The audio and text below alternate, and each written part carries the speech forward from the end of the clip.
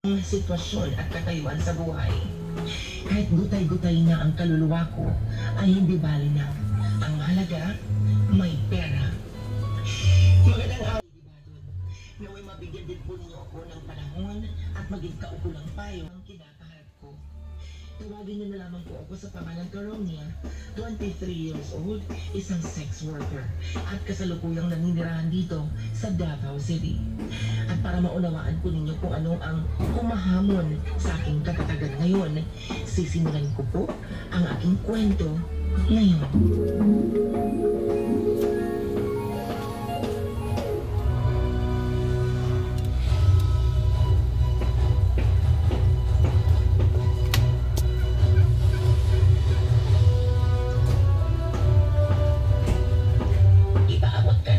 Cheng Caronia. Huwag pa din siya matuog. Naibaw ka naman nga di siya matuog kung di ka mahiabot. Maulat ro na. Ato ana sa inyong kwarto. Ilang kwarto? Correction. Dito ko malang gihapon matuog. Dili na sukan karon. Nga naman. Wala mo pala naman. Nangunta ka na lang kay huwag man masayon. Gusto mahibaw. Dili ka angin magsukit-sukit. Konsultihan ko na. Di akong ganahan. Naibaw na siyang maglain akong kwarto. Pero kumiyawan siya sa akong serbisyo sa ibabaw sa kama. Nasa iyang kwarto. Pero magbalik ang yapon ko sa guest room kung makuman na ang paglipay ko niya ibabaw sa kama. Haya-haya. Panyakwa. Di siya nauyag mo si Mr. Cheng. Magbayad na gihapon siya ni mo bisan may relasyon ng duha. Nothing comes for free nowadays, no? Ang tanan may bayad. Kawas pa, tiguang na siya. Nanimaho ng yutak naman. Ang kwartang yan ibayad din nako na lang ang makapagana nako. Grabe ha. Ikaw na rin mag-ako.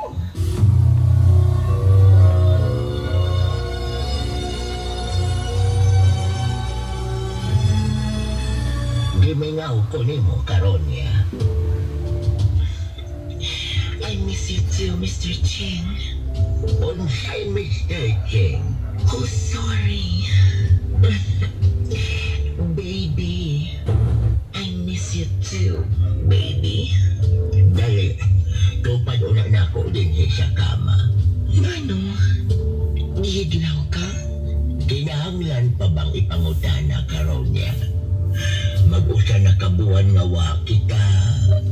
Hibaw ka na siya ipasabot ko. Ikaw, no? Bisan dili ka na makalahutay. Musuway ka lang gagihapon. Sige na. Okay, baby. Basta ang isaan mo na ako, ha?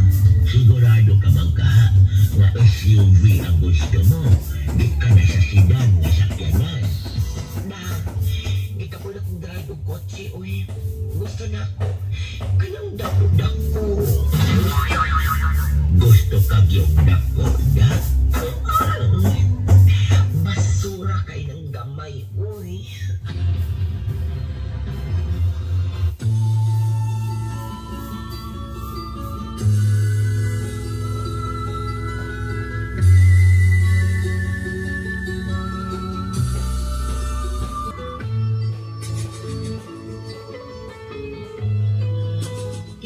Si Mr. Cheng, ang unang DOM na aking karelasyon.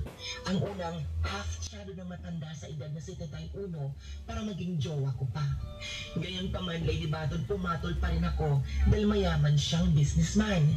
Lahat ng luho ko po ay ibinibigay niya sa akin. Huwag ko lang siyang tanggihan sa tuwing kakailanganin niya ako sa ibabaw ng kama. Ngayon, hindi pa malihog maniniman sa hiningi mo sa paghatag din ako.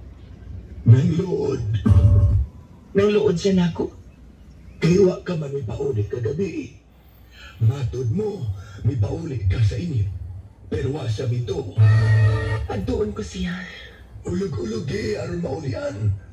Hibaw ka naman sa kilite ni Sir Mancini. Let me handle this.